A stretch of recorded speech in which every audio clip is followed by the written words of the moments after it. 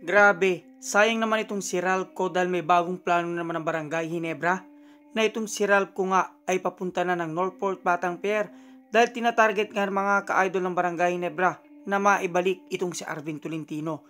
Yan nga ilan sa mga maiinit na pag-uusapan natin sa videos na ito mga ka-idol. Naging matindi nga mga ka-idol ang harapan ngayong playoff at unti-unti nga nating nakikilala kung sino-sino nga bang team ang maghaharap sa semifinals. At natapos na nga mga ka-idol ang laban ng Barangay Ginebra kontra Magnolia Hotshots kung saan sila nga ang nakapasok. Gayun din naman ang Meralco Bolts mga ka-idol na pinatumba nga nila ang NLEX Road Warriors. At ngayon nga kaabang-abang mga ka-idol ang magiging death game sa pagitan ng San Miguel Birimen at Tierra Firma, Tropang Giga at Rain or Shine. Nakaabang-abang nga mga ka-idol kung sino nga ba sa bracket nila ang papasok sa semifinals at maghaharap.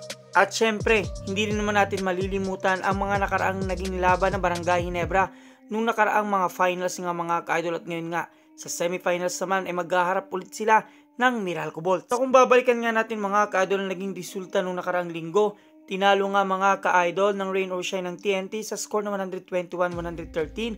Nang naging best player of the game dyan ay walang iba kundi itong si Junard Clarito na nakakuha ng 29 points, 7 rebounds at 4 assists. Habang tinalo naman ng Meralco Bolts ang NLEX Road Warriors sa score na 181 na nagdala nga sa NLEX para sila ay matanggal.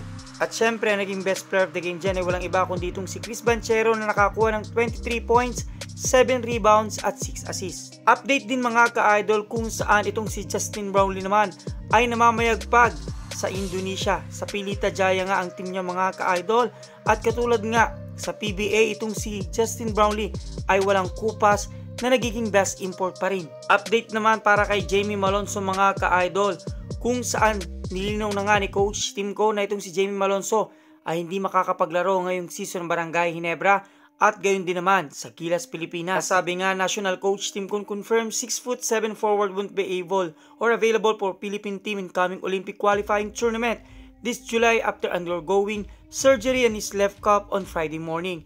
His recovery time is going to be measured in months, so he's going to be out for Olympic qualifying, that's for sure, sabi nga ni Coach Tim Cone.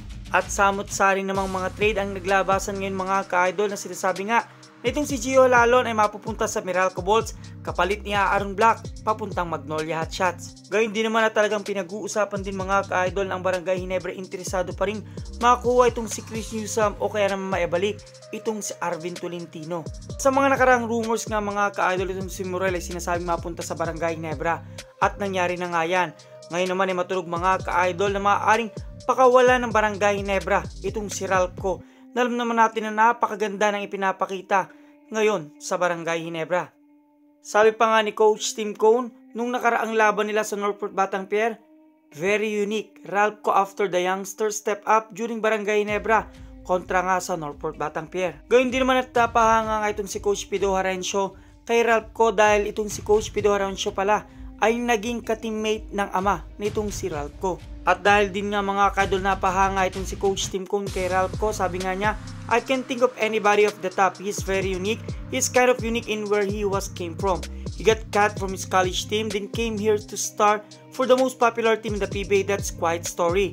If anything, he kind of reminds me a little bit of Scotty because he's so instinctive, but that's a little bit of unfair comparison. Pero ang sabi nga mga ka-idol, marami nagsasabi na baka magaya lang ito kay Arvin Tolentino, si Ralph, pero tingin ko malabong mangyari dahil si Coach Tim Cone gustong-gusto ang depensa ni Ralpco.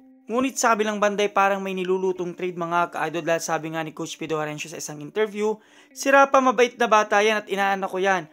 May future siya sa ating liga, parang version siya ni Arvin Tolentino nung nagsisimula.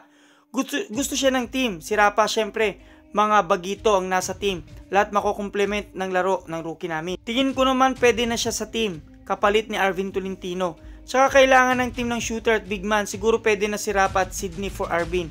Before Northport and Ginebra game, Rapa and Pido hug to each other and well as Tolentino to Coach Tim. Kung ket napakalapit nga sa puso nitong si Coach Pido Harencio kay Ralpco dahil inaanak nga niya at kaibigan ang ama ni Ralpco. May chance nga na mangyari ang trade na ito. Sa kagustuhan din talaga ng Barangay Ginebra kung maibalik man itong si Arvin Tolentino at pakawalan nila itong si Ralph. Na kung kayong tatanungin ko mga ka-idol, dapat nga kayang pakawala ng Barangay Ginebra itong si Ralph. Alam naman natin na magandang pinapakita niyang performance para lang makuha si Arvin Tolentino. Kung may kasagutan, suggestion, question, advice, just comment down below mga ka-idol at maraming salamat sa inyong panonood.